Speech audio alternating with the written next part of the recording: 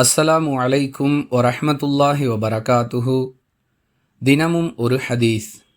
நாங்கள் ஹஜ் செய்வதற்காக மதீனாவிலிருந்து ரசூலுல்லாஹி ஸல்லல்லாஹு அலைஹி வஸல்லம் அவர்களுடன் புறப்பட்டு சென்றோம்.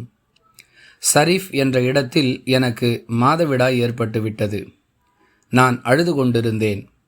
அங்கு வந்த ரசூலுல்லாஹி ஸல்லல்லாஹு அலைஹி வஸல்லம் அவர்கள், ஏன் அழுகிறாய் என்று கேட்க, நான் ஹஜ் செய்ய முடியாது என்று கருதுகிறேன் என கூறினேன்.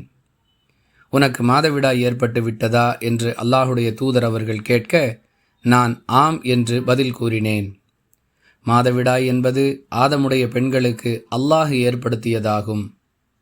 எனவே காபத்துல்லாவை வலம் வருவதை தவிர ஹாஜிகள் செய்யக்கூடிய மற்ற அனைத்து செயல்களையும் நீ செய்து கொள் என்று கூறினார்கள் என ஆயிஷா ரதியல்லாஹு அன்ஹா அவர்கள் அறிவிக்கிறார்கள். நூல் புகாரி, ஹதீஸ் எண் 305.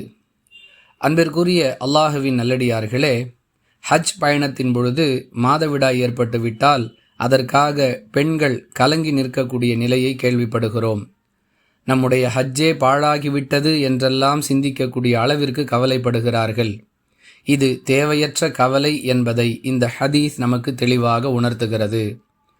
நம்முடைய ஹஜ் பயணத்தின் பொழுது மாதவிடாய் ஏற்பட்டுவிட்டால் நாம் எவ்வாறு நடந்து கொள்ள வேண்டும் என்பதை அல்லாஹ் தன்னுடைய தூதர் ஸல்லல்லாஹு அலைஹி வஸல்லம் அவர்களின் மூலமாக நமக்கு கற்றுக் கொடுக்கிறான்.